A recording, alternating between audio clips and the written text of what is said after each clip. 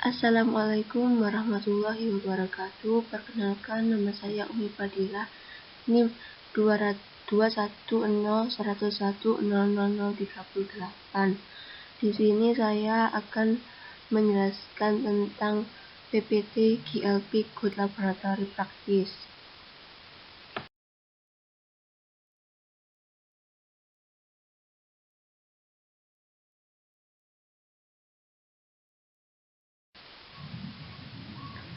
Cara penyelenggaraan laboratorium klinik yang baik atau GLP.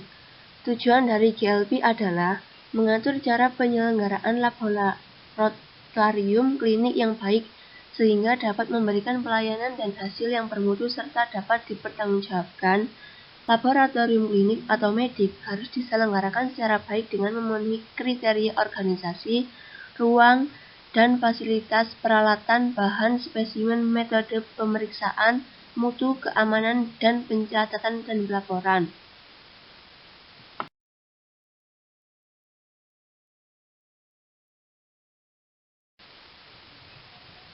Petugas atau tim K3 laboratorium mempunyai petugas atau tim K3 laboratorium pengamanan kerja di laboratorium, kesehatan petugas di laboratorium, sarana dan prasarana K3, pengamanan pada keadaan darurat, tindakan pencegahan, disinfeksi, sterilisasi dan dekontaminasi, tindakan khusus terhadap darah dan cairan tubuh, pengelolaan spesimen, tata ruang dan fasilitas laboratorium, penanganan limbah.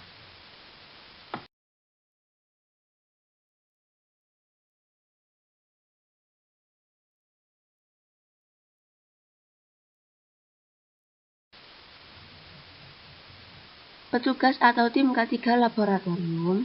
Petugas atau tim K3 laboratorium mempunyai kewajiban merencanakan dan memantau pelaksanaan K3 yang telah dilakukan oleh sekian petugas laboratorium mencakup melakukan pemeriksaan dan pengarahan secara berkala terhadap metode atau prosedur dan pelaksanaannya, bahan habis pakai dan peralatan kerja termasuk untuk kegiatan penelitian, memastikan semua petugas laboratorium memahami dan dapat menghindari bahaya infeksi, melakukan penyelidikan semua kecelakaan di dalam laboratorium yang memungkinkan terjadinya pelepasan atau kebocoran atau penyebaran bahan infektif, melakukan pengawasan dan memastikan semua tindakan dekontaminasi yang telah dilakukan jika ada tumpahan atau percikan bahan infektif.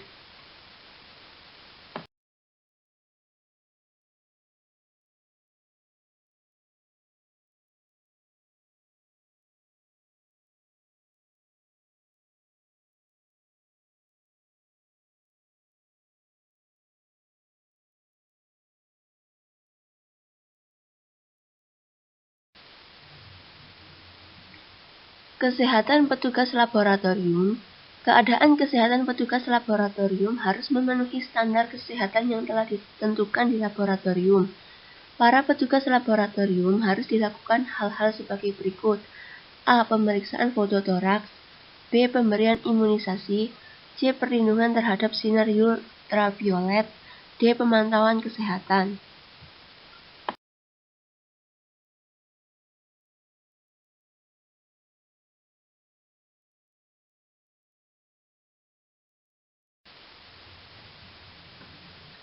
Sarana dan prasarana K3 laboratorium. Sarana dan prasarana K3 laboratorium umum yang perlu disiapkan di laboratorium adalah A. Jas laboratorium sesuai standar. B. Sarung tangan. C. Masker. D. Alas kaki atau sepatu penutup. E. Wastafel yang telah dilengkapi dengan sabun, skin disinfektan dan air mengalir. F. Lemari asam atau foam hot dilengkapi dengan extra house ventilation system. G. Piping aid atau rubber bulb. H. Kontainer khusus untuk inerstari jarum lancet. I. Pemancur air atau emergency shower. J. Kabinet keamanan biologis kelas 1 atau kelas 2 atau kelas 3 tergantung dari jenis mikroorganisme yang ditangani dan diperiksa di laboratorium.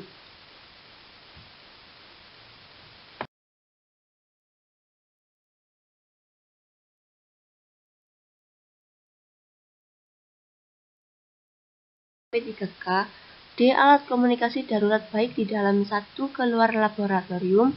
E. Sistem informasi darurat. F. Pelatihan khusus berkala tentang penanganan keadaan darurat.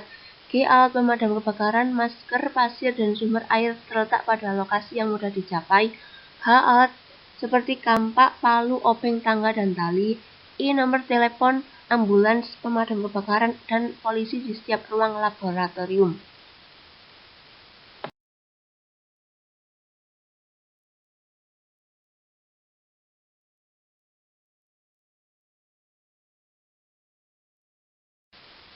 Yang dimaksud dengan disinfeksi, sterilisasi, dekontaminasi adalah disinfektan adalah cara kimia yang menggunakan natrium hipoklorit, formaldehid, fenol atau asam karbol, iodium, alkohol, glutaraldehid, dan sterilisasi biasanya sterilisasi secara fisik, sterilisasi basah, sterilisasi kering, sterilisasi cara gas etilen oksida, sterilisasi cara penyaringan atau filtrasi, penyinaran ultraviolet, radiasi sinyal gamma.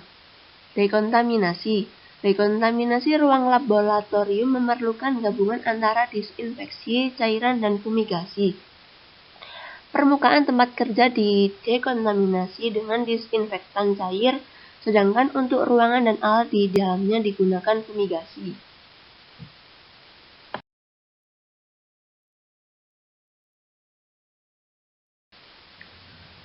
Penanganan limbah. Bagaimana penanganan limbah?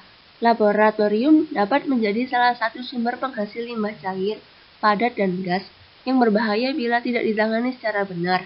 Karena itu, pengolahan limbah harus dilakukan dengan semestinya agar tidak menimbulkan dampak negatif. 1. Sumber, sifat, dan bentuk limbah. 2. Penanganan dan penampungan.